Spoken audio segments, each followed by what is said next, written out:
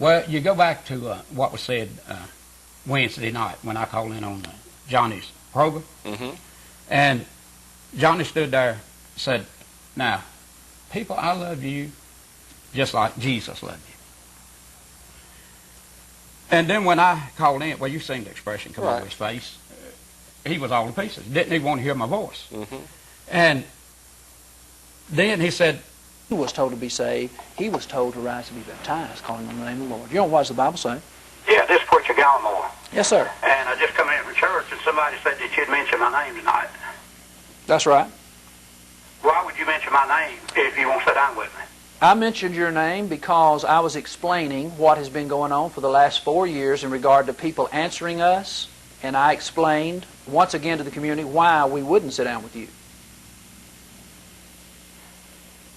Well, I told before, being you didn't want to, well, I'll just put it this way, being you are not man enough to sit down with me, that I didn't want my name mentioned. Now, you can harp on the Baptists all you want to. They won't come to you.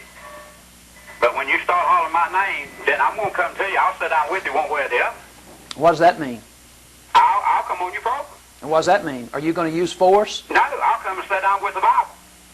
And I've already said that basically we're not going to discuss with a person of your character. Okay, you sit on there and holler at the Baptists. You must not like their character either. I didn't just single out the Baptists. We said every denomination. Everybody. Every denomination. One person offered to sit down with you with the Bible. But one person with your character, sir, and I'm not going to discuss with a person. Well, my character's that bad. Why don't you prove it to Henry County? Well, Henry County knows you're a fornicator. No, they don't. Yes, they do. Take the Bible to show them. Everybody in Henry County. I'll tell you what, I'll come and sit down with you, and I mean, you holler at the Baptists, you say they're afraid to come, you say, well, go sir, put up your lies. I'm not going to put up your lies. Let me just say this. Did you have sex with a woman besides your wife? No. Yes or no? No, sir. Okay, so how do you get around that? You married 2 women at the same time? This is my wife. All right, did you have another wife at the same time? Yes, I did. All right. He says the Old Testament is clear about the relationship between the sexes. The man is the head of the woman. When you're raised the way that we are, it becomes a second nature that the man is the boss. He's just the boss. They believe this rule especially applies in the house of God. Let your women keep silent in the churches. Of course, we can sing. We have a lot of female singers, and that's about it.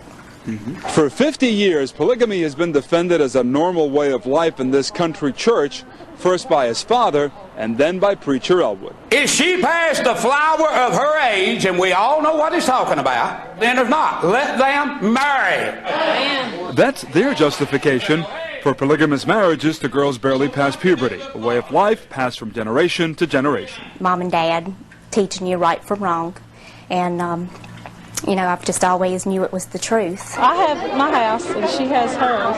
Yes. The next generation also embraces the tradition of multiple wives. Would you marry more than one woman? If I could afford it, I would. Because I was brought up, the man works, the woman stays at home, takes care of the kids, and if they can afford more than one, yeah. And agree or disagree with all or some of the beliefs of this community, it's undeniable that it represents a slice, perhaps a sliver, of Americana.